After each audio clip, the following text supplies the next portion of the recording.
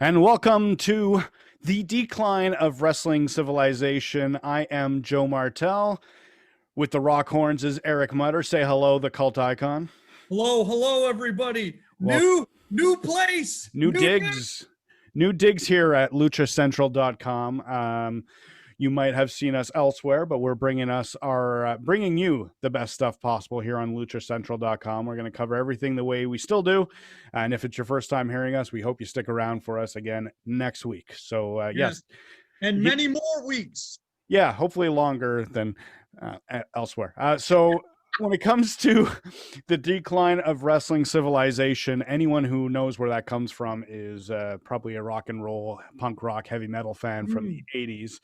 And we're children of that era, and you're definitely more the punk rock guy. But I think the sequel of that was more based on heavy metal, if I remember correctly. And that's where I am a fan of that title. Right. Part 2, they started covering Megadeth and stuff, and that's where I come in. And Megadeth, the big wrestling connection there. Who can forget their legendary Crush entrance music, which I tried to listen to a few years ago, and then I haven't listened to Megadeth since, quite honestly.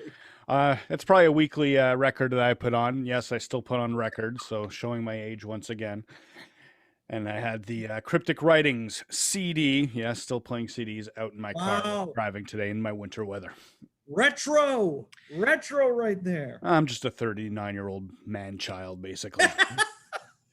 Aren't we all, though?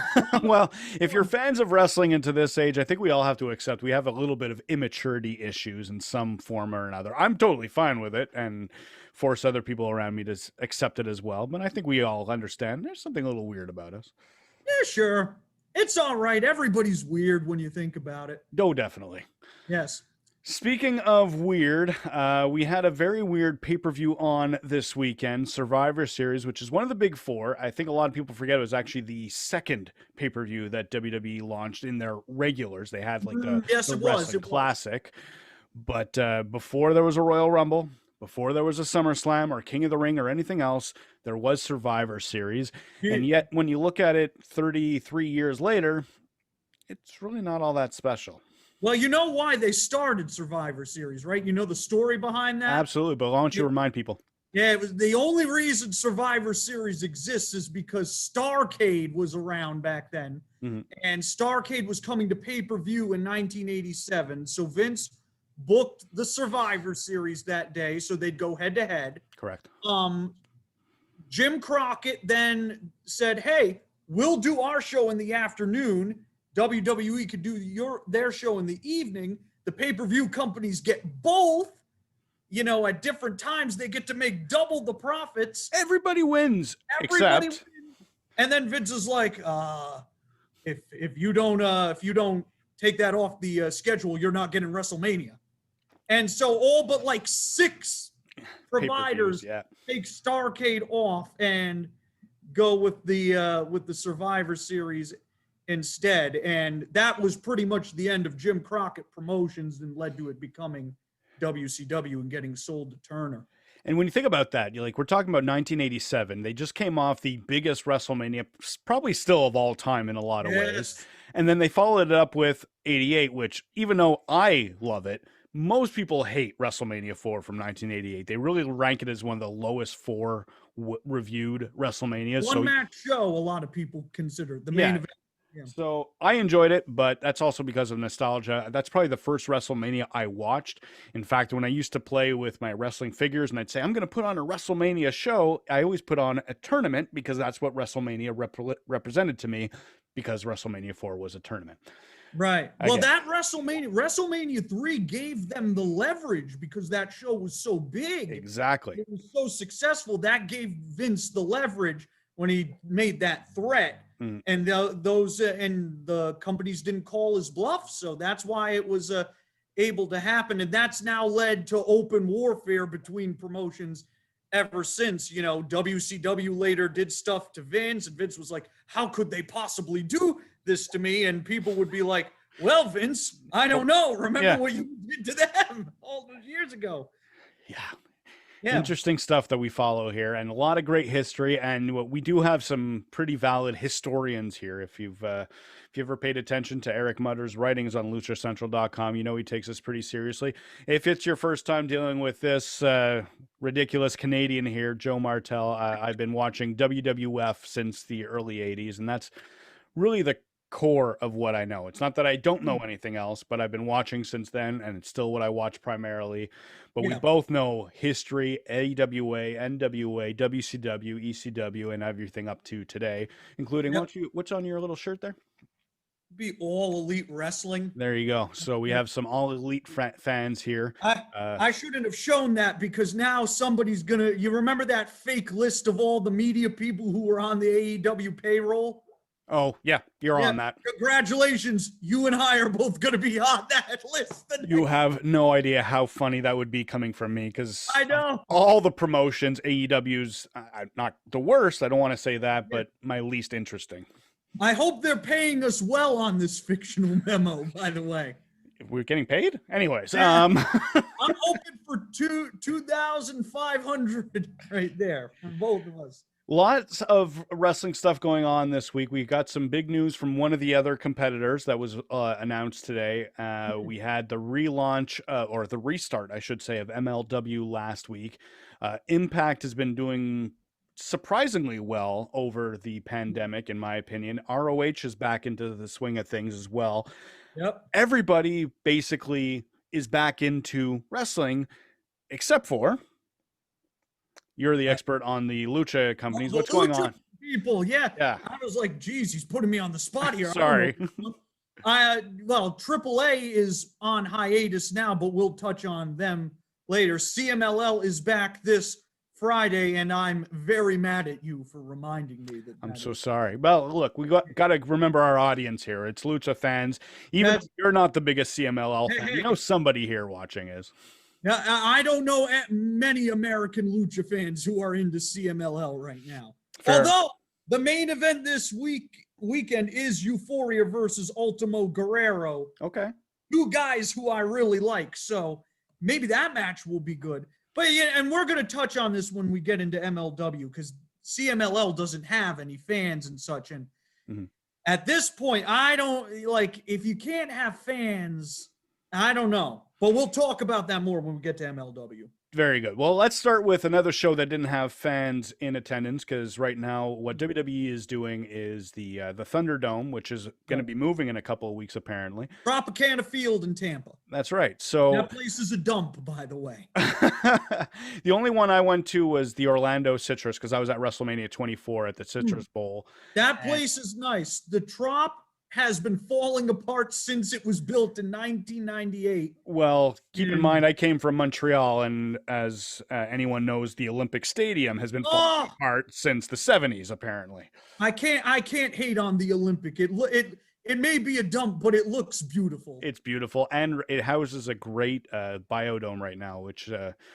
anytime I go to Montreal, doesn't matter how many times I still go to visit family there, I have to go to the biodome. It's a great experience. I loved its appearance in Warm Bodies. Very happy to see the stadium appear in that movie. You can tell how lost I am. I've never seen that. I'm a horror fan, but that doesn't. You would not like that movie. It's more my speed. Yeah, you're the Buffy the Vampire Slayer, fake horror, teenage drama stuff. Will you stop, Heenan? All right. So going on with Survivor Series, we had the WWE present this show. It is part of the Big Four, but it doesn't have the same appeal it once did. They tried to make something unique about it. Not recently, but over the last couple of years, they've really been concentrating on this best of the best idea. They actually gave it that subtitle this year, but they had the brands fighting with each other. And a big thing that we've been complaining about over the last couple of weeks is that there weren't a lot of stakes and there's not a lot of reason for brand loyalty. So I find a lot of fans, no matter what the quality of the show was, and we'll get into that into a second, I don't think there was a lot of people excited for the drama created about this brand supremacy. When was the last time anyone cared about the brand versus brand, other than with the video game of SmackDown versus Raw? 2002? Yeah, pretty much. Maybe? It's too bad. It's a great concept, and I think anyone who's been a fan since the original brand split in 2002 has seen that there's potential to actually have a feud, and it feels like every once in a while they get something about that right. Right. But Wasn't this then year? no, they drop the ball again, and I think a big part of that is, as we know backstage, both shows are run by the same two main people of Bruce Pritchard and obviously Vince McMahon.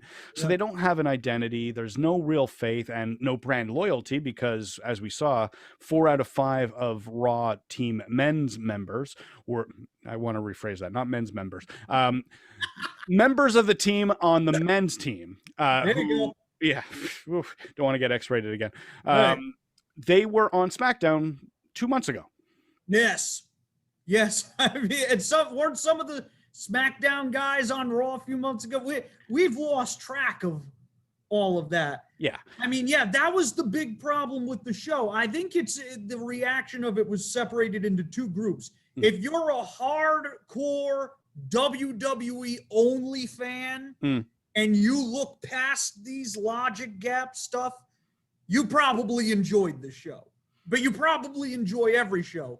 If you're somebody that follows everything to even the slightest degree, and you're somebody that pays attention to stuff like this, most of the show rang hollow with the exception of Drew versus Roman Reigns, which wasn't really built on brand supremacy. They had built a decent, albeit very quick, story about Roman considering Drew the inferior champion to him as part of Roman's new heel persona. So that thing worked. You're talking more of a story based on this one, not quality Yes. of the match yet, right? Yes. Okay. Yeah, I mean, from a match quality standpoint, I mean, I think the lack of stakes really hurt that too. Sometimes those things go hand in hand. I mean, I didn't hear, nobody was saying like, oh man, these matches, well, other than the women's one, people did not like the women's the series match. But the rest of the matches, everyone's like, yeah, the action was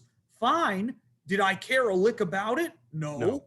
And that's the big issue here is there was not a lot to care about. Even that Drew and Roman main event, we cared because it's two of the biggest names and they're facing each other. That's interesting on its own, but it didn't really matter in the end. So unfortunately, the show did fall flat from a storyline aspect, from a match quality, even the women's match. Well, let's start there. I didn't hate it. It just was so weird what they were trying to go. In fact, as a Survivor Series match, I found that one to be of a better story than the men's, but because it was more even throughout most of the match, it wasn't just the one-sided squash that the men's match ended up being. The men's one was one-sided. Yeah, still entertaining and told a good story on its own, but it wasn't a competitive match the same way as the women's one was. It's just too bad that it ended with Lana, of all people, being the sole survivor without even entering. Well, she did enter, sorry, but she wasn't in the match when she won it. She was standing on the stairs while Bianca and Nia got double counted out. I get what they were trying to do, and I like the fact they were trying to tell a couple of different stories, but I really have a hard time with the fact that anyone would think that the Lana story should have been priority over everything else that was going on within those 10 women. Right. That story has made no sense from the moment they started it. She goes through a table every week, seemingly. She's made to look like a complete and utter geek, as some people would say. And then they do this finish where she's standing on the steps, as you say, Bianca and was it Nia Jax? Yep. Yeah, I'm already mixing her and Shayna up. They're brawling outside. They can't get back in the ring. Lana's not even in the ring. She's outside of the ring. So somehow I don't know. I don't even know how to make sense of that one. It comes across as so contrived.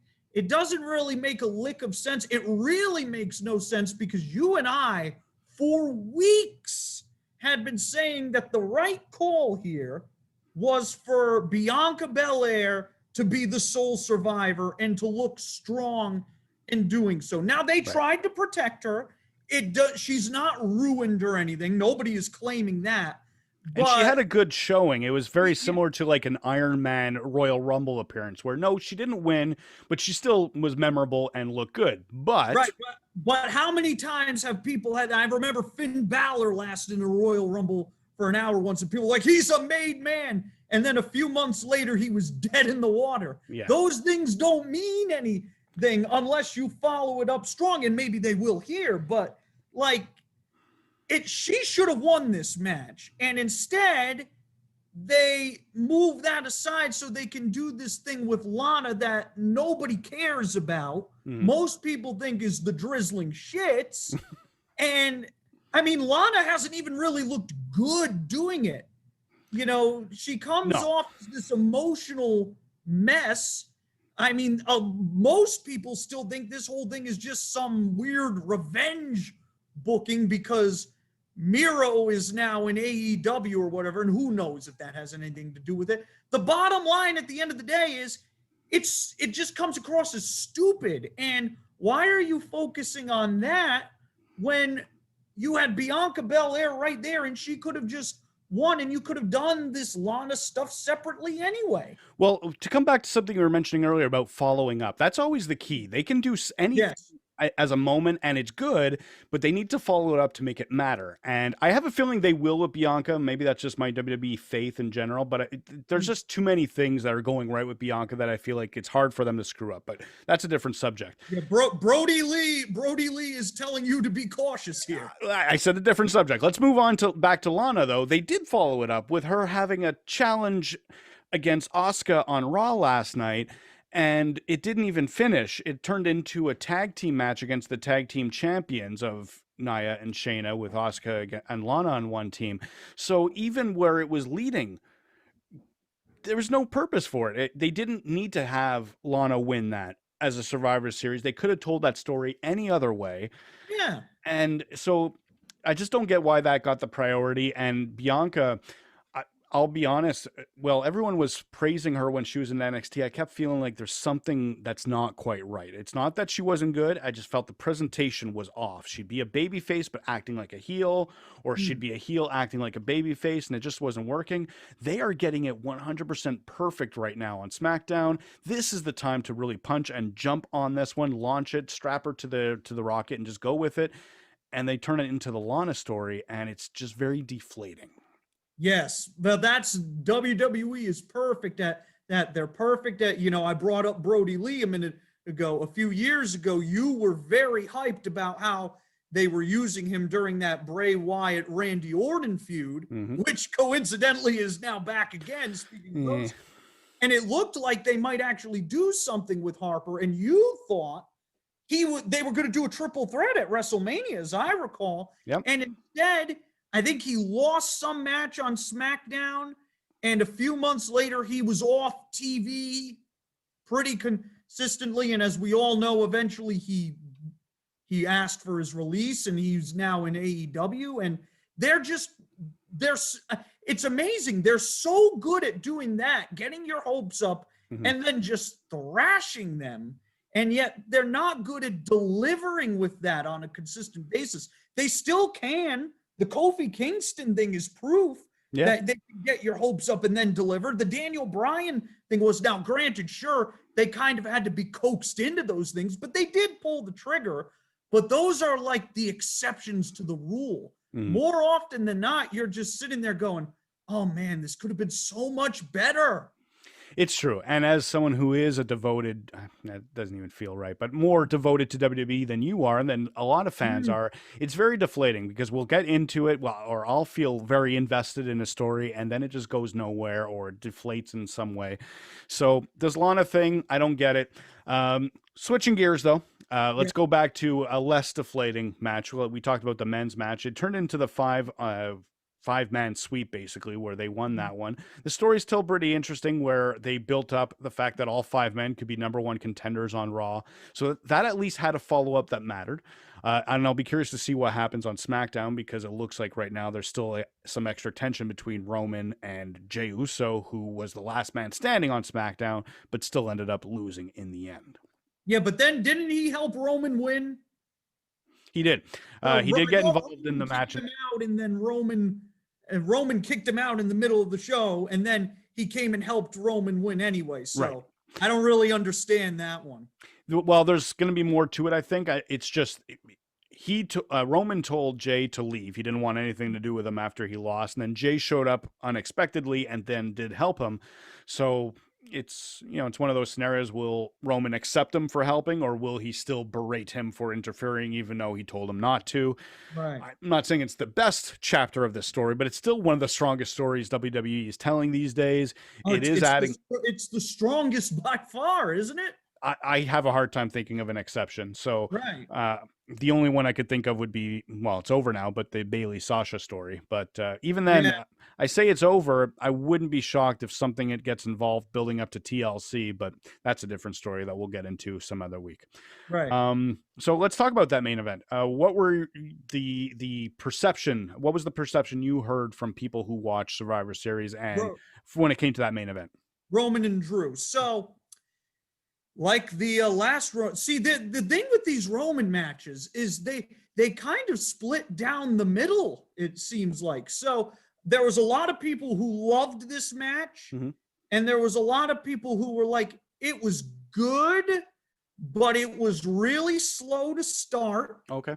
And then as they went along, it built well and it turned into a good match. And then the general consensus is the ending was not very good.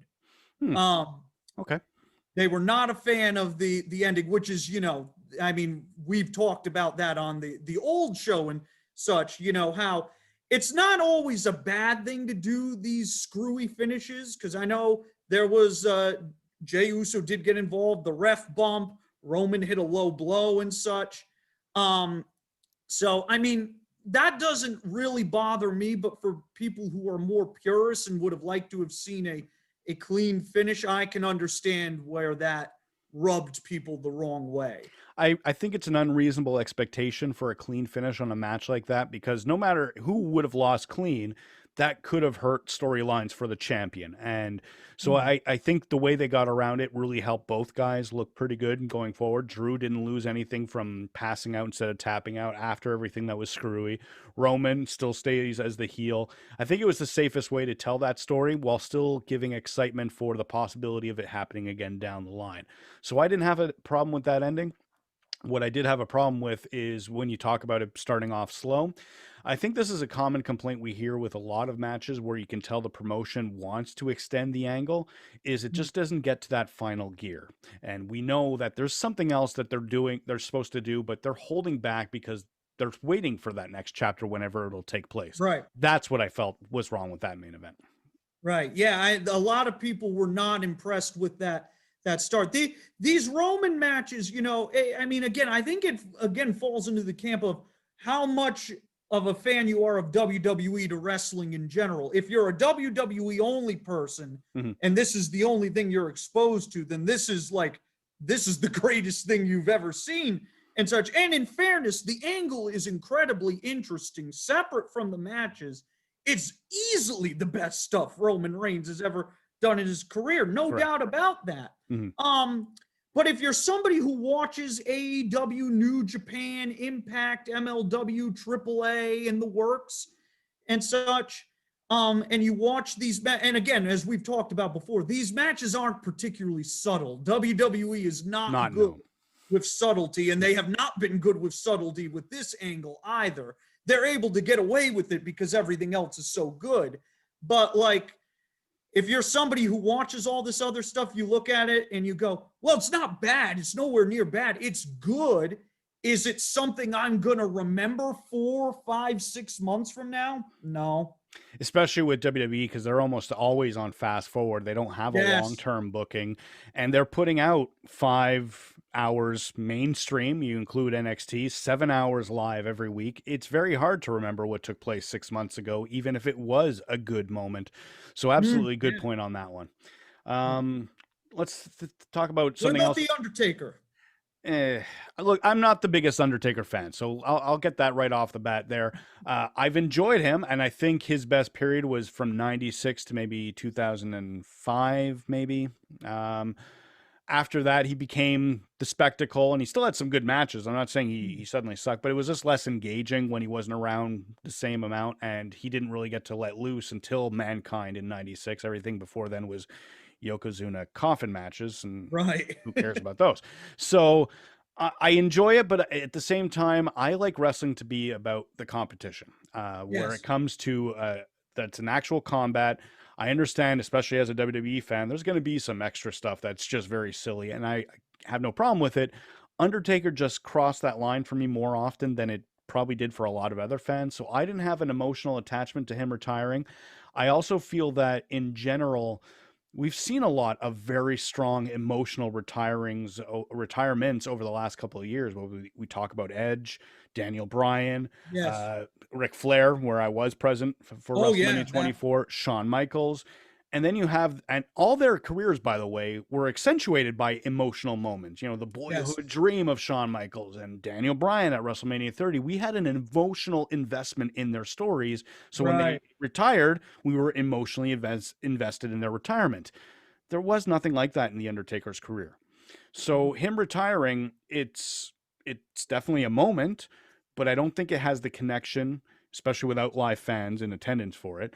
Oh God, yeah. There's just so many things that I think had it pale in comparison to what these, top moments for retiring has been, that it just didn't really connect with me.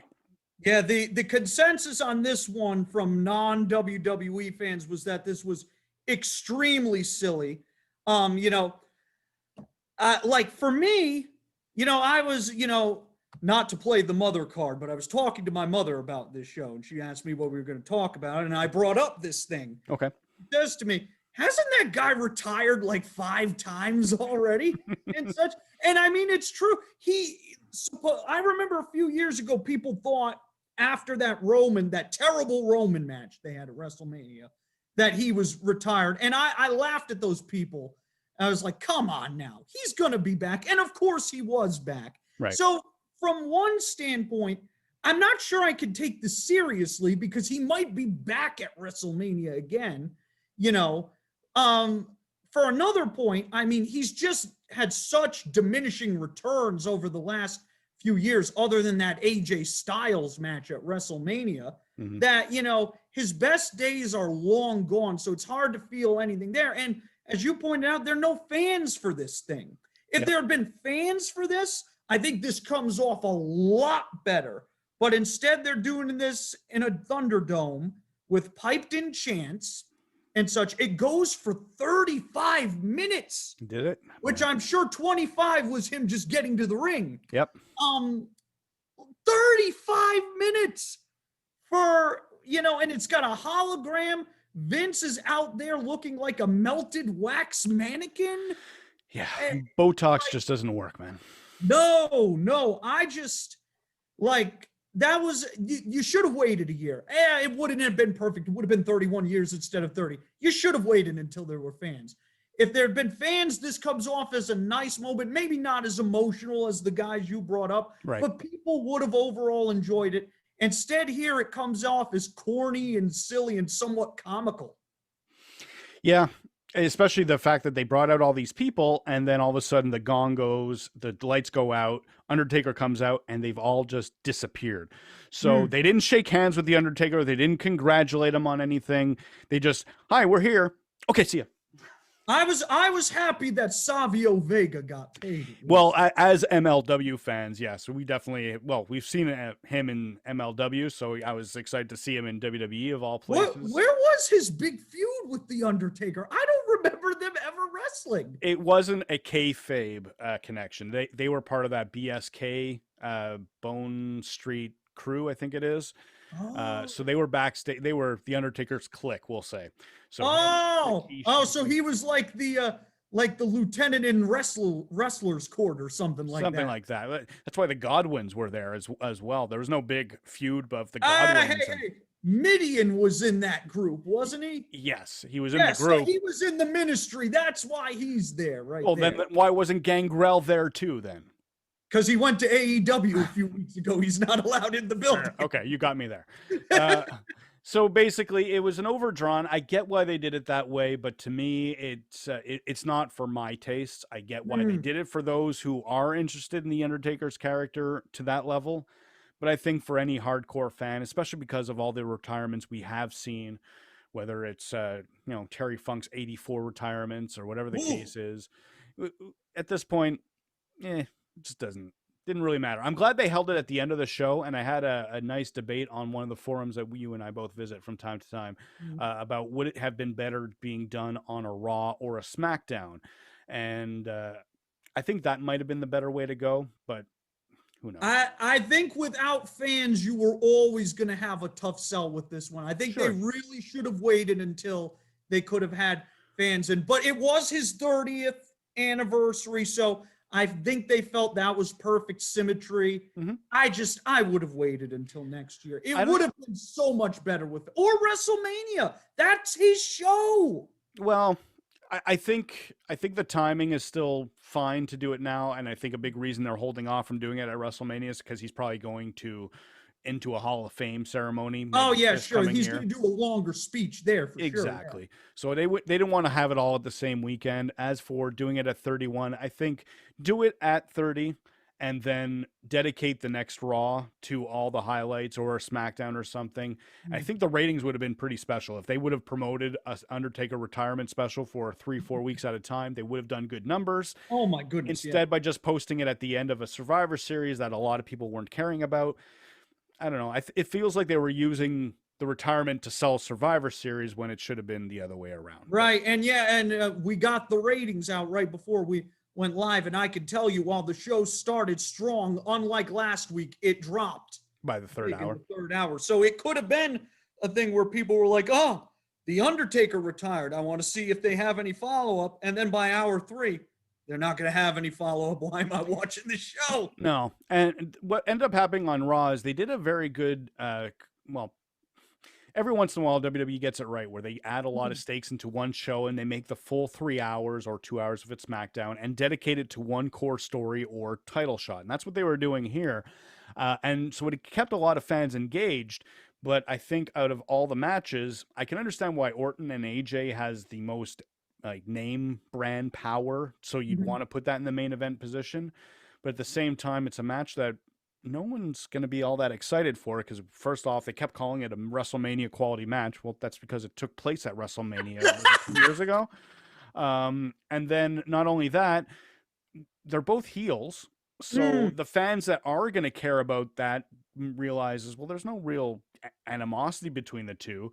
It just seemed like a mistake that they could have done something else in the main event, but so be it. It still was Well, a good show. the problem is, they haven't really pushed Matt Riddle or Keith Lee that strongly where they could be in that position there. Mhm. So Good point. and shame they protected Bobby Lashley a whole lot, but for some reason they're not ready to go to that next step with him yet. Which is too So- bad because that hurt business. I was thinking this weekend while watching Survivor Series, they are reminding me of because I started watching in '88. I might have a different perspective as even longer term fans, but they're reminding me of what I've seen from highlights of the Four Horsemen, where they have that power as a stable. I'm not saying they're as good as quality Yeah. on the mic or anything because they're Shelton Benjamin's no Tully Blanchard, for example. No. But I think they have the wearing the suits, that charisma of power. We are better than everyone else, and they don't mind flaunting it and showing it. They're giving me a real main event vibe. So it's kind of, I feel like now is a good time to pull the trigger on Lashley in the main event, but he's already challenged Drew, so I could see why he wouldn't be. It's just bad timing overall. Yeah, it's bad timing. I mean, I'm not so the winners were Keith Lee beat Bobby Lashley. Of course, they can't even have him beat him clean. They have to do a DQ thing, which I mean, I probably have more of an issue with that than you do, but like, come on. This, especially Lee, who, as we've talked about, ever since he came to Raw, he doesn't ever seem to get any clean wins or losses. There's always some weird booking in his finishes. Except for the one against Orton on pay-per-view, but that was his first pay-per-view match, and then nothing since. And that was a 6-minute match, and they completely undid that whole thing the next night. So, like, you can't give him a clean win there. Bobby Lashley can lose once. I was okay with that being screwy. I think it was just badly done because they're such a stable where they're really like, we're a business, we're teammates.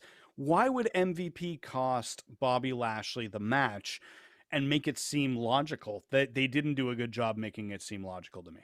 Oh, maybe Lashley's going to leave the group, which I'm going to be honest, that would be a awful decision. But we won't even cover that one. No, and then the other one was Riddle and Sheamus, and they've had some great matches. I think they had one on SmackDown, they had one on Raw within the last month, and then they had a great one last night as well. So it's building up to something interesting. Where I started getting confused as a longtime fan was they're building up to TLC, and TLC is one of those gimmick shows that WWE forces matches to be gimmicks that don't deserve it, but they generally have at least one match that, okay, if they're going to make it TLC, that match at least they've used the booking for whatever angle has lasted the longest. It makes sense to fit in TLC. Well, there's no angle that's belonging in TLC right now because whoever's going to challenge Drew, it's their first time facing him. Whoever's going to be challenging Roman, unless it turns out to be a Daniel Bryan, I don't see any angle worthy of being TLC on SmackDown. It would be too soon to do it for that, too. I would agree, but at least because they do have some history from 4 or 5 years ago, there could be a way to make it work, but it's really stretching it. You're absolutely right. It'd be too soon. And I don't think that's the direction they're going on SmackDown either. So I really hope they're not just shoving some random match in a TLC gimmick because that's terrible. Yeah, well, they're probably going to do that. The only thing that crossed my mind is they might bring back Sasha and Bayley to have that sort of TLC main event. But with the direction of Carmella getting involved, I could see why that wouldn't make sense. But that's the only thing, because that recent version of that angle felt like it was cut short. There was still some meat to the bone of Sasha and Bayley. And TLC would be a good match gimmick to give them because that's one style of match they haven't competed in yet. Yeah. But I don't think that's going to happen. No, I think they've moved on with that one. I'm not even really sure what the direction is going to be there because the three guys that won, so it was Riddle, Keith Lee, and AJ. Right. And they've got this weird thing where Strowman is now suspended or something, and supposedly he's going to be the guy that faces Drew at this pay-per-view. So you might get something next week when they do this triple threat where Strowman is interjected in. I mean, if you're going with the best match, it has to be AJ. I could see Riddle being a better match, but that's a toss-up. AJ's definitely the more experienced. If it's going to be TLC, it should be AJ. Yeah, okay. Agreed with that. It's going to be TLC. It should. I'm still not sure they're going to go that far with Riddle when they have all that other extra backstage stuff hanging over his head. And I mean, Keith Lee, he shouldn't be working Drew if he's going to lose. Exactly. I think it's good to give him a main event run, but not if it's going to end up in a loss right now. So let Riddle take the pin from AJ. Lee's just the third person, outside the ring because it's a triple threat in WWE. That's how it's going to end. Right. Yeah. So good point. Yeah. But yeah, with WWE, I'm always fearful. So my guess is Strowman will get involved and they'll do Strowman and Drew. And oh boy, I mean, it'll be a challenge for Drew. That much I know for sure. And then they can make it a car crash in the style of like Lesnar Goldberg. The first one, let me say that. The 2014 first one ish, not the WrestleMania 20 first one, because that was just that was a car crash. Yeah. But the one that they did at Survivor Series a couple of years back, that was very good. So if they do something like that, I think they can make it work. But you're absolutely right. There's nothing that's drawing me. It's not that intriguing. Yeah, that people aren't going to be excited for that match going in. You know what will probably be the TLC? It'll be Orton and The Fiend. Let's move on from WWE. So the other thing that was big over the last week was, especially tying into Lucha, MLW has been one of those promotions that has used a lot of Lucha stars really well here in North America, we'll say.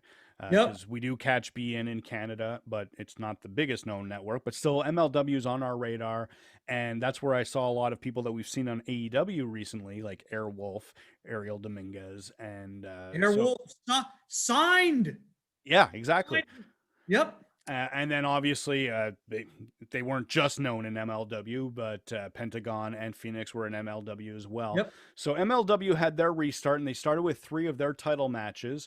You got to catch that today. What did you think of the show? I was disappointed, honestly. Okay. I thought the main event was the best thing on it. Easily. Um, Which was Jacob Fatu against Davey Boy Smith Jr. Fatu versus Davey Boy Smith Jr. went about as I predicted because we both believe Davey Boy Smith Jr. is out. Yeah.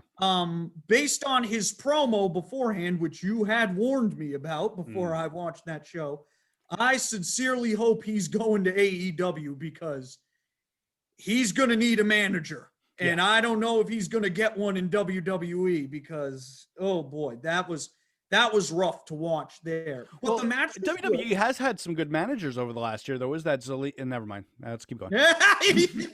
Shit. By the way, Zelina Vega has now followed me on Twitter. Big fan of the show, apparently. Hi, Zelina. Yes. Hi, Zelina. So, I mean, I guess they could always use Malcolm Bivens or something, but that would require them to actually use Malcolm Bivens. Yeah. So, you're absolutely right. So coming back to MLW, we saw that promo. That was the best match. What did you think of the middleweight title match? Because you're a big fan of Myron Reed, and he defended against Brian Pillman Jr. I like both guys a lot, that was really disappointing to me. And I think this is the biggest problem, and I think Impact has had this problem too. Okay. And it's not their fault because there is a pandemic going on, and unless you're like AEW where you have an open air arena with plenty of room, you shouldn't be having fans there. But they're able to have fans, and thus they're able to have some noise. This match takes place in this tiny little nightclub. Okay. There's nobody there. There's no noise. There's no reaction to anything.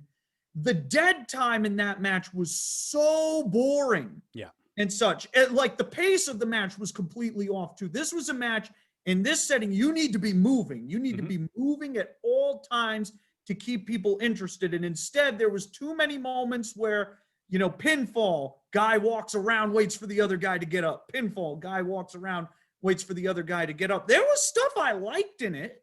Myron Reed is really good. And I know Pillman has gotten a lot better. If you've seen him in AEW, he's a lot better now than he was when we first saw him, but they're just, in this setting, it just didn't click. There was just too much. It was too slow. Like this was a 10-minute match, and it felt like it was 30 minutes to me. That's a good point. It did feel longer than it should have been, and it could have been tightened up. I know a lot of hardcore wrestling fans who like having extended matches. That's what AEW has been known for, giving a lot of guys more time than you would expect elsewhere. This was one that should have been shortened, made a lot tighter, faster pace. I think as a 6 or 7 minute just complete sprint of a match would have done a lot better job. Because agreed, it just lost my attention. It was good, and then I'd fall out of it, and then I'd get back into it and fall back out of it. Exactly. It was the same thing with me. I think they're going to get better at that because I saw the Opera Cup stuff, and a lot of those matches are going to be faster paced and such. This one, it just didn't work. But I mean, overall, like it was disappointing. It was by no means terrible. The Hammerstone squash makes sense. I like the ultimate end game there. He is the perfect guy to beat Fatu. Yeah, definitely. Such the homegrown star who beats Fatu. That said, if we would have had this conversation back in March, we would have said Davey Boy was the right guy to take it. But now that his contract is most likely up and he is going to be moving on 100%, they got to stick with someone who's going to stick around for a while. And that's where Hammerstone just is the perfect. Exactly. I was very happy to see T-Bar involved in something that I enjoy. That wasn't T-Bar. That wasn't T-Bar. That was not T-Bar. That was not T-Bar. What was it? I have no idea, but that was not T-Bar. Are we sure? Was it Mojo? It's not Mojo either. They both have different tattoos. Come on, Mojo.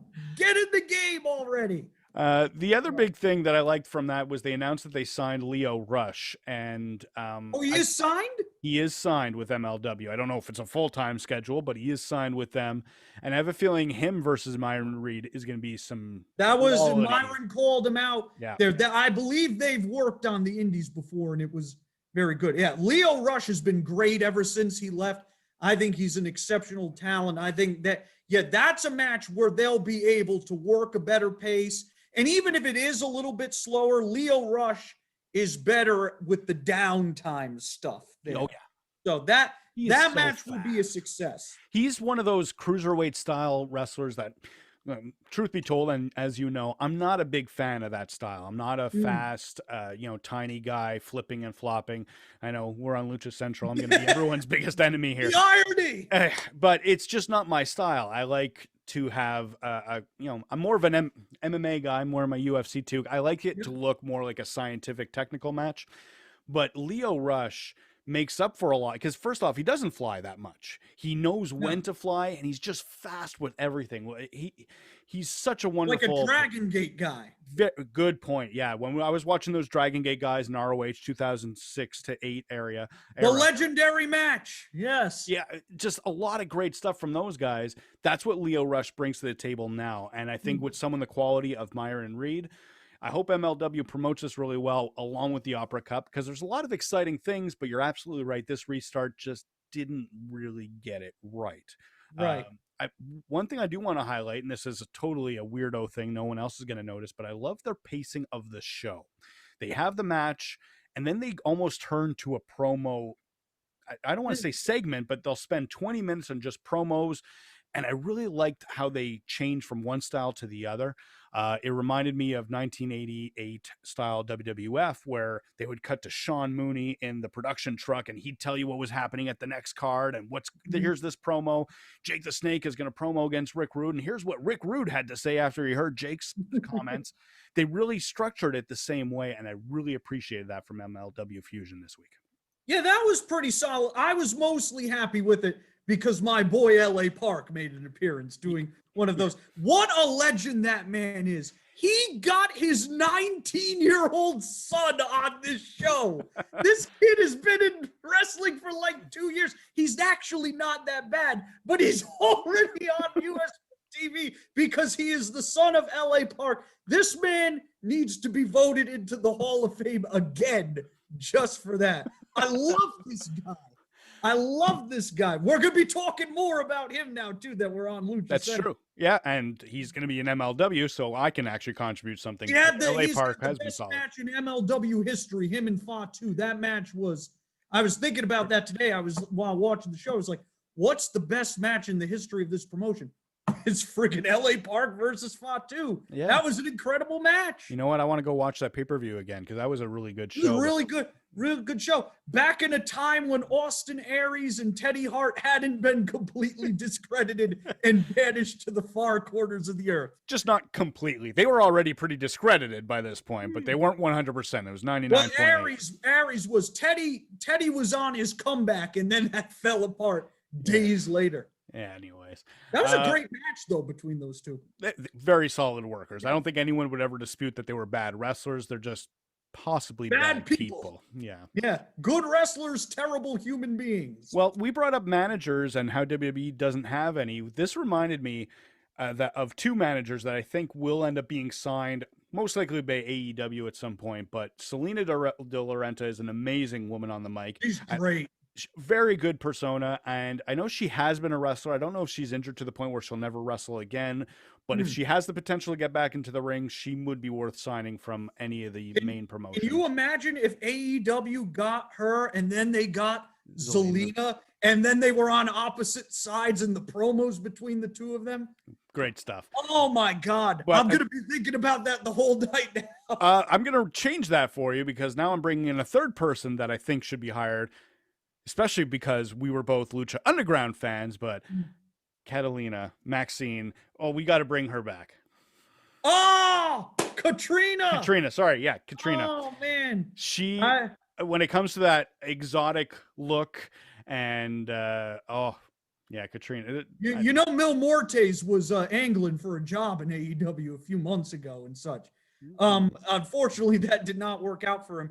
I think she's unfortunately retired. I think she's in acting now. Well, I think if someone made the right offer, well, let's hope, anyways. If someone made the right offer, especially if it's just a one night a week gig, if it's AEW on Wednesdays, and plus if they're still taping shows and they're doing one show live, one show tape, that means one day of work every 2 weeks or something. Right. Yeah. Could be an offer I she'd mean, be willing to take. hey, AEW is basically Lucha Underground 2.0 anyway. How many people are there at this point? I know, and I can confirm now, I'm not going to reveal who it is, but there's another guy from Lucha Underground who's going to debut on Dark tonight. Good Twitter friend of mine. Okay. So, well, I think I already know now that you've mentioned that.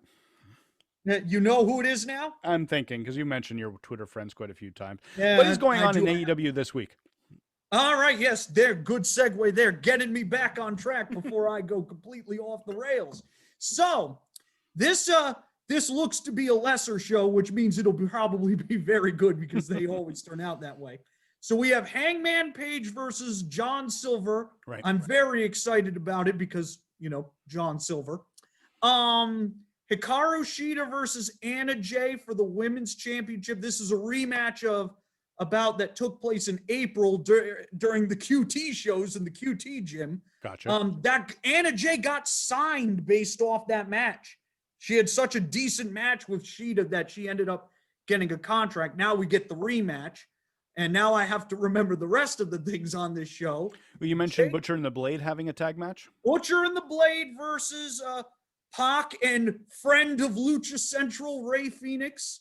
Friend of the boss, Kevin Kleinrock.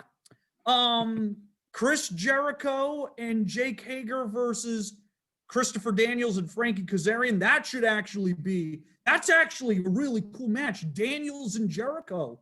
First time ever in a match against each other. Yeah, a lot of history. That's pretty damn cool right there.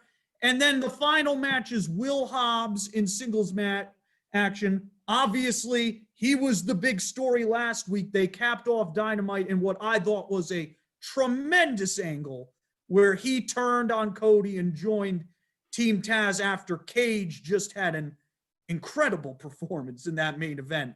And that stable looked like world beaters there at the end. It's going to be hard for them not to look like world beaters when Brian Cage is part of that group. Ricky Starks, as you and I have seen in NWA, plus now that he's in that guy can carry the mic. It doesn't matter who against. He can make himself credible against anyone, just like an Eddie Kingston could. And then we have Will Hobbs, who's the Randy Orton of the group. Let's say we want to compare them to Evolution, he's the young one. But he's shown so much potential. And it was a heel turn that came out of nowhere, but still ridiculously fit. It wasn't at all forced or bad. It really worked out. They had been laying the breadcrumbs too, because Hobbs had been late every time to save Darby and Cody the last couple of weeks. They had done that very well. And, Taz, my goodness. I remember Taz, I had thought that Taz was out of touch for like the last 15 years. And then they put him with Cage and he suddenly was 1999 Taz again. He has been so great on the mic. They've done such a good job of getting guys like him and Jake and just completely reinventing them as these great talkers for guys like Archer and Cage. And Archer doesn't even really need Jake because Archer's a great promo, but Cage, not the best promo. So Taz there really helps him, and he's like Paul Heyman was for CM Punk with Ricky Starks. They accentuate the positives out of each other there, and he'll be the same thing for Hobbs that he is for Cage. That was just so well done. So well done right there. And that creates a lot of intrigue for Darby and Cody because you would have put all your money on them because they've been, TNT champion and former champion in this case for Cody. But, Cody's he's running the show. So you want to put your money on them the same way everyone put money on Triple H all the time. But now by adding an extra element of someone who turned their back on Cody, it's kind of hard to imagine. Like you said, they are going to be world beaters with Team Taz. And it's good, but this is a big opportunity for Hobbs because he's going to be feuding with Cody now. Mm-hmm. That's huge for him. that'll be sink or swim time for him right there. Absolutely. And Cody, as we've seen, has really brought out a lot of the best of people that get signed from elsewhere in general. I'm basically just saying Sean Spears. Sean Spears hasn't been all that great in AEW. He's very good, but he's nothing too special. But his best match was the Cody match, basically. Both of them, yeah. Both of it. His best matches were with the two with Cody and the one with Matt Sydal on the Late Night Dynamite. That guy, he got signed too. Mm-hmm. I think we talked about that last week. Good for him as well. He's tremendous. AEW is really picking up a lot of good names for their roster, and we brought up Airwolf earlier. He's now Darius Martin. Darius and Dante Martin, Top Flight, signed after their performance last week. So they got them. I didn't realize that was Top Flight. They brought in this Jade Cargill woman who. So yeah, now Cody's gonna feud with Shaq based off that thing right there. Yeah. Okay. So AEW is not perfect, though. Jade Cargill is getting a lot of. Well, she's gonna be well liked by some of the male audience, we'll say. Well, yeah. Well, that's gonna happen pretty much if you're a woman in wrestling these days. Yeah, but she's very unique looking, and so very tall. Yeah. Very tall and a very athletic look. So we get a lot of. Most women in wrestling are pretty attractive. They know how to market these women, so they do a good job. But Jade Cargill is very unique in her impressive looks, we'll say. Yes. And from what I understand, she's looked impressive in training. Now, that's a whole different story than when you get in the ring. But they're going to give her every opportunity to succeed. They do have, we've talked about the women's division. It has had its flaws. But one of the positives is QT Marshall and Dustin Rhodes are the trainers for that division. And Dustin is as great as they come in that regard. So she's going to have every chance to succeed. And we're just going to have to see how it goes. I'm not optimistic about her and Brandy in the ring, even though Brandy is better than she gets credit for. And if it is going to end up being like a mixed tag where it's this Jade and Shaq versus Cody and Brandy, then Cody is good. If he gets as much out of that as he can, he deserves to go in the Hall of Fame right then and there. But it's at least something, and hopefully this girl continues to improve, and we'll see. We'll see if we know she's an athlete in this more of a, I guess, of a bodybuilding type look, but if she can actually perform as an athlete, we've seen some recent success with Ronda Rousey, for example, going from a different sport into wrestling and succeeding, well protected, but she had enough natural ability that her 1 year in WWE so far worked out a lot better than a lot of people expected for someone who is that green at the time of starting out. Yeah, but Ronda was also an MMA fighter and everything. Jade has an athletic background, but it's a little bit different there. But, sure. It's possible, Anna Jay just had her 1 year anniversary in the business, and she's not great now, but she's good. Mm-hmm. So it's possible that Jade could pick things up pretty quickly. And a name that we've brought up a couple of times, Tay Conti, is in the same position as Anna Jay, where she's still very new, but showing so much potential. And we know that given the right amount of time and people to work with, it's going to turn into something special. Tay Conti is going to be unbelievable in a few years. Yeah, I don't know how that got done wrong in NXT, because that's one. Well, we can ask that question about Serena Deeb too, as I have to you privately. There, I have no idea why she's not there. I have no idea why. Well, actually, no, we do know why. They do have a lot of talented women in NXT. So some were going to fall through the cracks, but then you see Serena and Tay Conti, especially Serena. Serena's been unbelievable in AEW. You see them be so good elsewhere. You see Deonna Purrazzo being a tour de force and Impact. Mm-hmm. And it's like, you had these three and... But as you just said, they also have Rhea and Io and, Candice LeRae and everyone else. That is the one downside. Eventually, you have too many people to know what to do with. Yeah, so and that's been a problem. Will run into that problem eventually too. I think so. I think they're showing signs of that from time to time, especially two that we are fans of. The hybrid too. When it comes to I hate to break it to you, but in fact, they're the next challengers for the Bucks, it looks like. So I get that, but at the same time, for the last 2 years of AEW, felt like they were a wasted signing for the company, where we kept expecting them to do more because we've seen how well they worked in Lucha Underground, for example, and I'm sure in a lot Yes. of other Lucha promotions that you follow. We expected more out of them in AEW, and it just took a while for them to really pull the trigger. Yeah, some of that was the pandemic. Some of that was there's just so many talented teams there. So you're right on that point. But they are coming back to it now and such, and they're perfect for Top Flight to feud with too, because they set that up as well. So they are going to start getting more TV time. And I mean, I love those two. You know, Lucha Underground alumni, friends of the site as well. Jack in particular.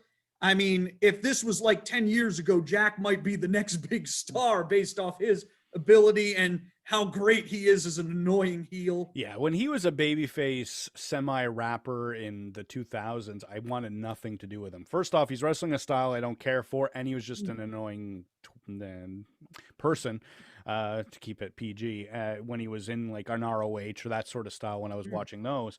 But then seeing him in Lucha Underground, it just changed. Like that guy. They bottled it perfectly. Oh, they did that with a lot of people they there. really did. And such. If you were to ask Johnny Mundo right now, he'd be like, "Oh yeah, they knew what they were doing." Absolutely. With a sad look on his face too, poor Johnny. No, I think he's doing fine. Don't ruin the joke here, man. Sorry, man. I can't just crap on WWE every chance we can. They do some things right. But speaking of things that are being done right, AEW, they have a big match coming up. Is it in 2 weeks, or is it in next week when they have the title match? It's going to be next week. Moxley Omega 2. Yeah. We'll go into that one next week. There's a lot to talk about. Preview that match. Who attacked Moxley last week? We can save that, though. We can save that for then. Spend a lot. Well, then let's move on to the other big news that was just announced maybe within 20 minutes of us starting the show. Yes. NWA is back. And out of all, I'm getting goosebumps just thinking about this now. All the shows that have been popping up over the last couple of years, AEW definitely has the most buzz, and they're definitely the most successful out of all of them. But none have been more exciting for me as a wrestling fan than NWA Power. I was so devoted to NWA when they were launching Power, and for however long they were running that show, it felt like it was just a couple of months before I had to get shut down. But Power was so good, and now NWA is back with Shockwave. Have any idea what type of show that's going to be, or is this just really out of nowhere? We don't know yet. You know, I'm not sure. I listened to the announcement. There was some indication that it was matches we had never seen before, so maybe it's stuff from the vault or something. It could be new matches. That's part of the stuff they've been taping with, I forget what the name of that show they do on Tuesday night. It was the one where Unified Wrestling Network, I think. Or it could be stuff from that. They're taping stuff there, and they're going to bring it over to the NWA thing. I'm not sure. I've heard rumors that the Power name can't be used anymore because it was owned by Lagana, who of course is gone now because he was exposed as a creep. So I'm not entirely sure what it is. I just know that it's going to be back. It's nice that it is back. Even if you're not a fan of that certain style, it's always nice to have more options. And from what I had seen of the NWA, I thought they were doing a pretty good job. And I mean, look, Thunder Rosa would not have the platform she has now without that. That made her into a star. Mm-hmm. It's helped make Nick Aldis into a bigger star. And we're just talking about AEW. There is very clearly a relationship between AEW and the NWA. Right. So it's going to be interesting to see how that plays out. Are we going to see AEW people on the show? I would imagine we're going to see Serena. She is the champion. That one I would see happening, yeah. I would imagine we're going to see her. One of the things they started last week on Dynamite, which I thought was brilliantly done too, very hot angle between Britt Baker and Thunder Rosa. Is that going to carry over? Thunder Rosa is still with NWA. Are they going to do something there? Will we see Britt there? Will we see the angle play out between Dark Dynamite and Shockwave? What's Aldis going to do? What's Elijah Burke, who's one of the champions now? Love that guy. Glad to see he's still around. He's the TV champion, right? Yes, right? Glad to. Always underrated, that guy. Yeah. Trevor Murdoch, what's he going to do? and such. What, Tim Storm may be popping back up and And then such. we saw James Storm on Impact recently. I don't know if Impact will at all get crossed over with this, but there's Hmm. so many names involved in NWA, and I know I don't want to say turnover, but there's a lot of people that have left the NWA, like Ricky Starks, for example, and then some people, and Hey, Allison Kay, another one that apparently was a free agent, then showed up on AEW a recently. challenge for the title. Yeah, She left in the so challenge for the title. a lot of ups and downs when it comes to the NWA. I can't, I really can't express my love for what Power was doing. It really was the best show I was watching at that time. So I hope they bring it back. I hope Shockwave does as well as Power did, and even without Lagana, if they're able to keep a lot of that momentum, all the power to NWA. Uh, Because, as you said, more wrestling the better. And I find a lot of the promotions they end up seeming very similar, but right now everyone has their unique version of wrestling. WWE has the yes. sports entertainment. Yeah. AEW has the Hybrid. It's a hybrid thing. sure. I'm a little bit more critical to anyone who's a big AEW fan. Yeah. You're not going to like my opinion of the show. I find it's a little bit pretentious for my liking. But Pro, yes, pro it's wrestling guerrilla style. that I can't say. I've only seen a couple of PWG shows, so I can't say for sure. We have MLW, which was a fusion, which I thought was a hybrid as well, but it had a lot of the Lucha influence, and it was just well produced for my liking. When I say AEW is a hybrid, I mean it's a hybrid of the sports thing and the sports entertainment thing. That's what I I mean. could see that. I could see that. Whereas MLW is more a hybrid of all those styles. You Okay, mentioned. fair Just enough. want to clarify. Yeah, that makes sense. Impact has accepted the silliness of wrestling a little bit more than the other promotions, and I think it's working out for them because I love the Wrestle House segments.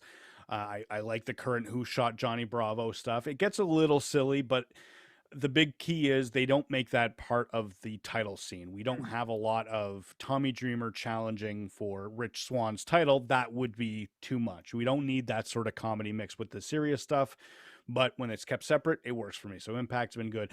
But basically, what I'm getting to is NWA Power was such a unique presentation from the old school classic show style, where it had the shorter matches. They really highlighted the promos, and it, I think today's wrestling's missing NWA style power of what we were seeing from a year ago, for example.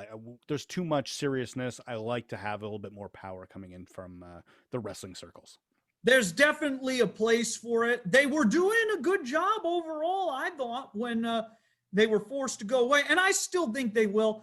Lagana is a loss to some degree. I'm not sure how much. It's I hard mean, to it's tell. not like he was a super creative genius for Impact or the WWE ECW when he ran those places. I mean, he was fine, but he wasn't like a super genius.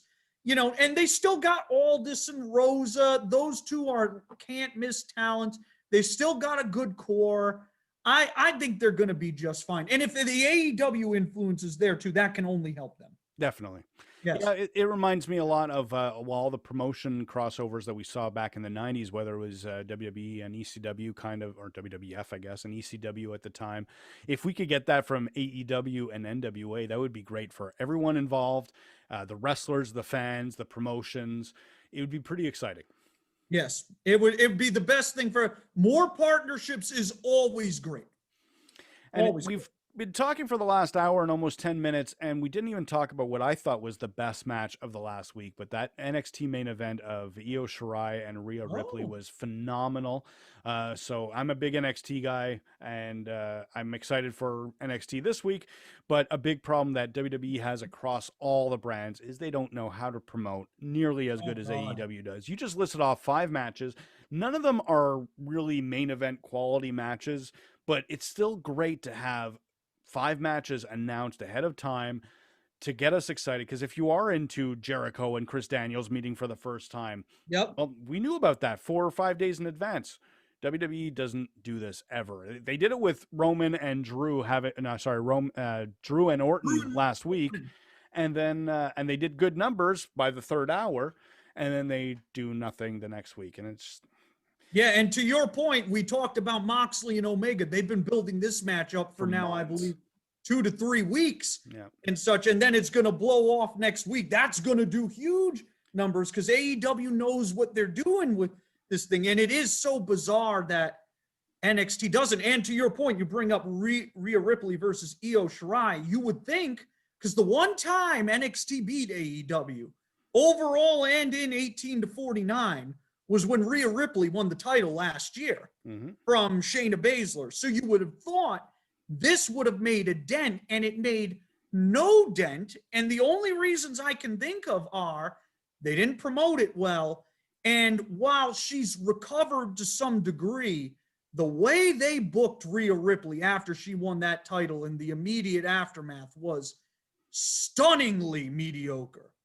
And it's just cooler to some degree. We're going to disagree on that one as we have before, but I do think they've handled Rhea's push badly, because the worst thing that any promotion can do, and we've seen this with WWE so many times, I'm going to use Kofi Kingston as another example. They lose the title, they have to at least make a story out of losing the title. Whereas if Kofi just decides, okay, I'm going to be positive New Day guy just the week after, well, then I'm never going to care about Kofi Kingston chasing a title ever again. And lo and behold, you no longer care about Kofi Kingston chasing a title ever again. It's literally the only match I missed on Raw. I fell asleep. So, and I'm a huge New Day fan. And when it comes to WWE and New Day, they are one of the best acts over the last decade.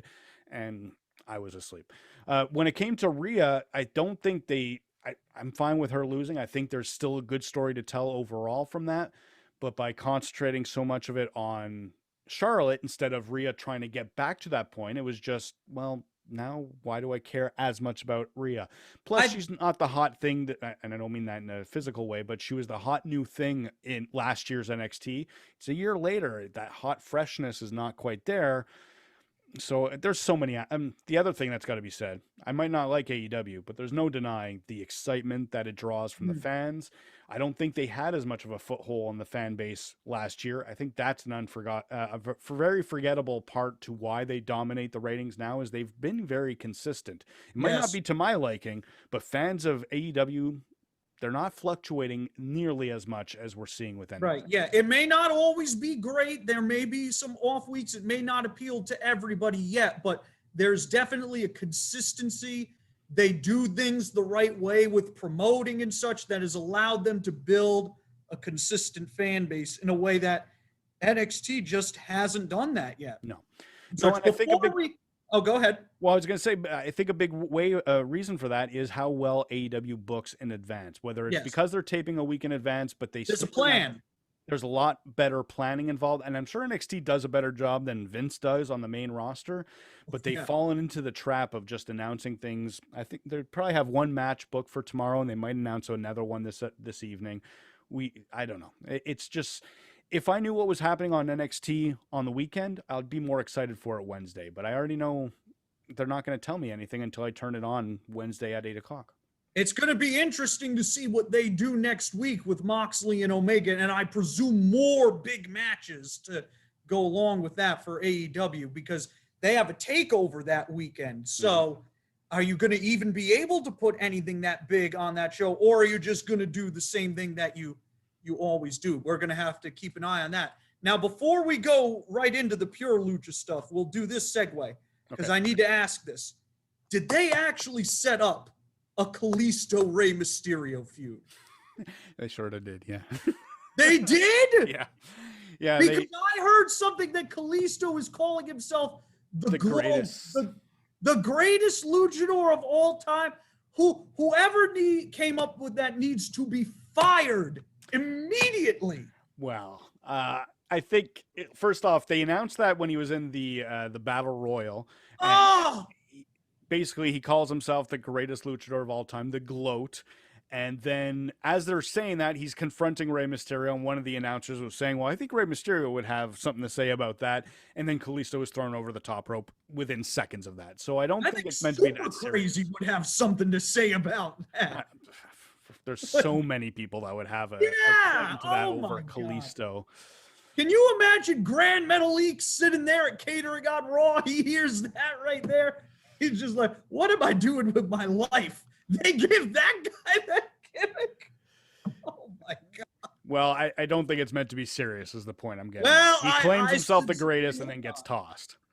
Yeah. Hopefully they just do that on SmackDown on Friday, and Ray beats him in 2 minutes, and then Kalisto's like cries, and he's like, "I want Dominic," and then Dominic beats him in 30 seconds, and then at 10:30 we get on the website WWE has come to terms with Kalisto. We wish him well on his future endeavors, and note, we do not wish anybody to be fired on this show, except I just did. So there we go. I think he serves a purpose in WWE, but I think the idea of him being the main luchador that they highlight out of everyone they have from Mexico that has a luchador background, why they keep putting Kalisto as the forefront just boggles the mind. He does serve a purpose. He gives me someone to get angry about. There's the purpose right there. So what else is going on in your lucha world right now, Eric? All right. Well, first, not to make myself look better than I already do, but I broke a story this past week on Lucha Central about Triple Mania. That's right. Because Triple Mania is going to be held this year, and according to what we have heard, it will be December 26th. Now, AAA has denied that to other people, but our sources are pretty good here. So if this is going to happen and especially now, it's so late in the game, the only days they have are the 5th, the 12th, and the 26th, because the 19th has a Canelo Alvarez boxing fight, and Canelo is huge in Mexico, so they're not going to run it that day. That's right. It's too late to promote it on the 5th.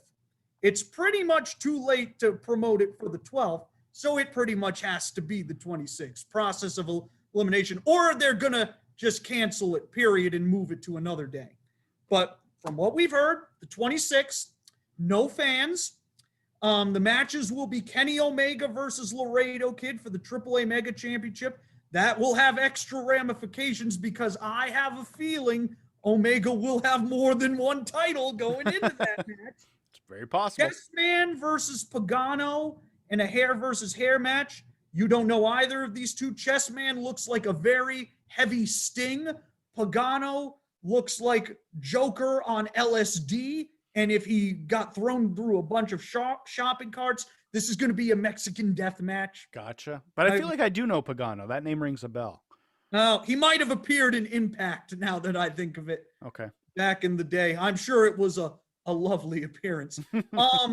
There's going to be the Marvel AAA match. That's right. You know, with the Marvel deal. So it's going to be a tag match. I cannot remember the names of the characters. We don't know who's going to be playing them. I know Kylie Ray was supposed to be one of them, and unfortunately she has retired. So we hope she is doing well. And then we also revealed this, Taya, Impact Wrestling star Taya and AAA Reina de Reinas champion, is going to be defending the title against Lady Shani or Lady Shani, depending on how you pronounce it. That should be really good because Lady Shani is a tremendous technical wrestler and Taya is Taya. So those are the 4 matches we know. We broke that story last week.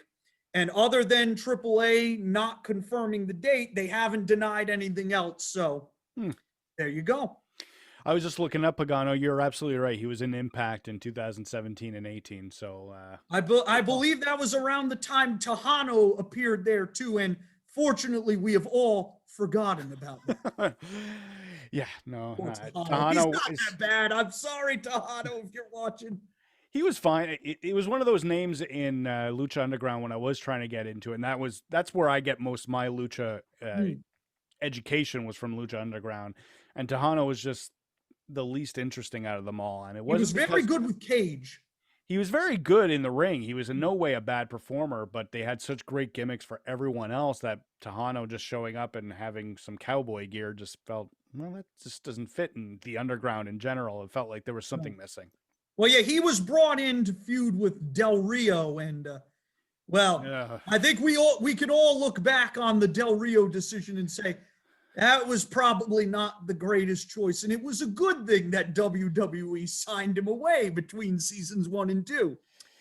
So, Del Rio, I wonder how he's doing in his cage cell these days. That guy. I think he's out on bail at this point. What an awful POS. No, but yeah, we're not going to talk about that guy. So we have that. CMLL is back. Mm-hmm. This Friday, I will be doing a review of the show. The main event is Ultimo Guerrero, who a long time ago wrestled for Impact Wrestling. Okay. In about 2008 against Euphoria, his old tag team partner. They have recently had a split. Oh. Ultimo Were they working for WWE? Who? Well, a tag team that split. I had to ask. Oh. No, CMLL, the one thing they do is they don't break people up that often. Okay, it's good. Usually every 10 years or so. Anyone who's been watching our shows, we did a show, I think it was 2 weeks ago, where we listed off 17 teams that broke up in 2020 from WWE. So, yeah. Meanwhile, AEW has had, like, every other place has had like 0. Yeah. I'm pretty sure. Boy, and now the Rascals are probably going to WWE. Got to put the timer on them now, too. Who do you think is going to be the breakout? Well, I want to say that breakout because I thought the same thing about JTG of Crime Time breaking up, and then neither of them ended up doing anything either. JTG, I don't know if you've seen him recently. He's great. Well, oh, yeah. I hope he gets another shot. I would love to see. Well, there's so many great workers out there, and there's somehow still not enough spots. So keep that in mind. I know. He'd be somebody MLW should go after right there. That's a good pickup. Yeah, I could see that. Very good there. Now I've lost my train of thought. We're talking about CMLL and the other matches. The breakout star for the Rascals, by the way, will be Trey McGale. I'm pretty sure. And yeah, I felt like when they were leaving Impact that they might turn it around and say, "Oh, but one of you can stay." I felt like Trey was going to be the choice, but I think Wentz is the one. He's my favorite one to watch. I personally, because you didn't see Lucha Underground season 4, Dez was in Lucha Underground season 4. Oh, okay. He's tremendous. I would say both him and Wentz should be the guys myself, but Trey is very good too, and he was the one Impact favored, so I'm gonna guess he'll be the one WWE favors until Vince is like, these guys are 5'9". What are we doing here? So Are they anyway, even 5'9"? CMLL, Ultimo Guerrero versus Euphoria. Ultimo Guerrero, he's now about 47 years old, but he's been one of the best luchadors of the last 20 years. He's still really good. Euphoria is one of my favorite guys, really underrated. It's going to be tough because there's no fans there either, but it should be a very good match. And the rest of the card isn't worth talking about at all. Okay. So what is most exciting to you this week coming up in the next 7 days of wrestling? Well, I guess Ultimo Guerrero versus Euphoria for one. I mean, I'm looking forward to AEW tomorrow night. I'm looking forward to Dark tonight, which will be done by the time people see this. But I can't say there's anything like must see on them at this moment. So, yeah, okay. Honestly, I would say probably that Ultimo Guerrero Euphoria, and I guess just the fact that I'll get to cover a Lucha show again. But yeah, it's really kind of like a slow week when you think about it. You know, we don't really know what's going on with SmackDown yet. NXT doesn't really have anything. AEW will be more exciting when it's going on. The NWA thing, I guess, too. That's intriguing. MLW tomorrow night. Laredo Kid, I believe, will be on it. Okay. Speaking of luchadors, I love Laredo Kid. I look forward to seeing him. So I guess that would be the stuff there. But this seems like a slower week than we've had recently. I think it's a lot of the energy and the attention was put toward Survivor Series. So everything, I don't want to say pales in comparison, but it just was in the shadow of Survivor Series. Yeah. To the point that I just realized NXT has announced a couple of matches, but I don't care about them. They're building up these takeover War Games matches. The ladder match. They're doing another ladder match. That's right. So it's like 15 of those this year. I have no idea, and I don't. It's just a staple that I think I fell out of love back in 2008. I don't think I've seen too many great ladder matches since. They're all pretty much the same. Yeah, I enjoy them, but they do kind of have a especially very in WWE. Similar, yeah, very similar style. Actually, there was a good one. It was a Hardy and AJ and Zayn had a good one on a pay-per-view recently. Oh, that was recent, yeah. But look at who was in that match. Exactly, that's the point. Whereas Sami Zayn, great worker. AJ, all-time great worker. Jeff Hardy, even if he's broken down, the best matches he ever has is ladder matches. Ladders involved, exactly. Yeah. So they had those matches building up War Games. It's just I find not only do I not care about the ladder matches, but I don't care about the Undisputed Era, and they're such a key feature of these War Games. So I think that's a big reason why I don't care so much. They're going to have to work hard with Adam Cole, because I was seeing photos of him hanging out with Jim Ross. And I mean, he's obviously dating Britt Baker, but he's at this Jaguars game as a guest of Tony Khan this past Sunday. He's at every AEW function I see. He's best friends with the Bucks. Are you going to suddenly be an Adam Cole fan if he joins All Elite? No, I will not suddenly become an Adam Cole fan, but I do think that is inevitable. It's possible. I hope they put over Kyle O'Reilly before then, because that's the only all those guys, except maybe Bobby Fish, because he's older and such. But like, they're all close with the Bucks. This is the benefit AEW has of being run by wrestlers, because the Young Bucks are literally friends with everybody except you and I in the universe. And that's only because they don't know us. If they knew us, they would probably like us too, and we'd get hired. They're friends with everybody. So O'Reilly is tight with them. Cole and them were best friends. Roderick Strong is good friends with them. They were all in stables with these guys too. They're going to make a run at them at some point. And I mean, we'll see. The problem WWE has there, if we analyze the situation, is the best way they have of keeping those guys is to keep them in NXT forever. And while that's nice, I have to imagine that Cole and Roderick Strong especially have aspirations to at least try and get to Raw and or SmackDown and do something there. And of course, once that happens, what's going to happen to them there? Because we've seen how Vince treats guys like that. So I do think AEW is going to take a big run at Cole, especially, and we'll see what happens. And hopefully, if he comes in, he's learned to work since then. Yeah, I know I'm a big NXT fan, but those matches that Cole had as the champion against Ciampa and Gargano, that's really the lowest point that I've had in NXT, was watching those very terrible matches. In fairness to Cole, and this is the only thing I'll get him, Shawn Michaels was the man most responsible for those things right there. It's entirely possible. You know more about the production side of things. I just saw what was in the ring, and I don't want to see another Panama Sunrise. I don't want to see a bunch of nonsense moves, kicking out of moves that should have been, finishing 3 matches ago. I don't know. And kicking out of them 15 times afterwards again, too. Yeah, those matches, little over the top. Yeah. And I say that as someone who doesn't mind when stuff like that happens. Yeah, I didn't like it then. I don't like it when I say AEW do it. There was something that happened on Survivor Series that reminded me of that. I can't recall right now, but either way. And we both at least agree the biggest offender was one final beat. Oh, yeah, for sure. Oh, my God. What a travesty. I'm still laughing about it. I think it was just the name. One final beat. And they had to have a period after it. Like Renee Young's new podcast, it is very suggestive, isn't it? Something like that. Yeah. So these are not our oral sessions. This is the decline of wrestling civilization. By the way, did you listen to that first episode? No, not. I did. You need to. It's great.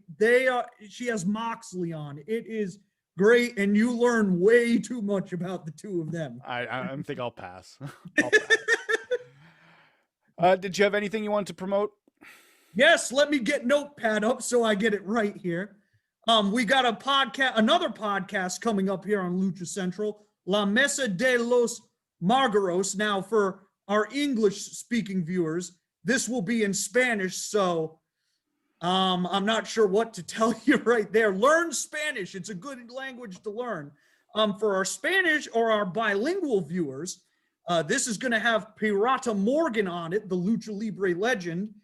He's been around for a long time. He once wrestled Misawa when he was Tiger Mask 2 in All Japan. Nice. He's currently in the news because he has revealed and I can't believe I'm about to break this information, but he has revealed that unbelievably, the guys who lose mask versus mask matches get bigger payouts than the guys who win. You don't say. Who knew? And this has caused an uproar because he's got a lot of people mad at him. Juventud Guerrera is mad at him. And I mean, you don't want to get mad at the birthday boy, Juvi, turned 46 yesterday. We've seen him when he's angry, that guy. I think he's got a few, I think Dr. Wagner Jr. is mad at him and such. So I probably have this story wrong to some degree, but it's pretty entertaining. They're going to have Pirata Morgan on this show. They're going to talk about that. We've got a bunch of other great shows. One of my favorites, Masked Mats and Mayhem, which precedes us. Those guys talk about Lucha Underground. You know, they have a bunch of great guests. I love that show, even though Byron hates me because I spoiled Killer Cross winning the NXT championship before he knew. Byron, I'm sorry. Please forgive me. Let's end this feud. The feud will not end. He will not forgive me, I'm pretty sure. Just see why people don't like you, to be fair. Yeah, he's like the only one. Actually, that's not true. No, Probably don't like me. It's unfortunate, but true. You know? Just wanted to say that while we had the airtime, though. Absolutely. Well, it's weird because you say bilingual, and that means something completely different to me because I'm in Canada, so bilingual means English and French. And I'm like, hey, I'm bilingual, but then I realize, oh, yeah, Lucha, American, that's... Well, yes, for our French viewers, I don't know what to tell you. Il n'y en a pas de français pour les podcasts ici à Lucha Central, je comprends. Mais pour Kevin Owens puis Sami Zayn, bonjour! And if my Rick the Model Martel is ever listening, hi, Uncle Rick. Actually, you know what? They'll be happy with me because look at the hat I'm wearing right here. C'est vrai, oui. Nordiques! You mean the Bring Avalanche? Back the Nordiques! No. It's the Colorado Avalanche now. Did you see that they have a Nordiques retro jersey now, the Avalanche? Yes. I'm just as furious as you are. And on that note, it's time to go before I break something. Thank you very much for joining us for our debut episode on LuchaCentral.com. We are the decline of wrestling civilization.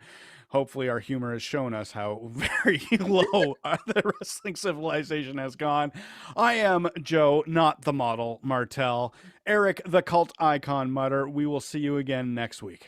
Bye, everyone. Happy Thanksgiving in America. Yes, sorry. Canadian Thanksgiving was my birthday for, 6 Happy weeks Canadian Thanksgiving from a month ago. I'm an idiot. Bye, everyone.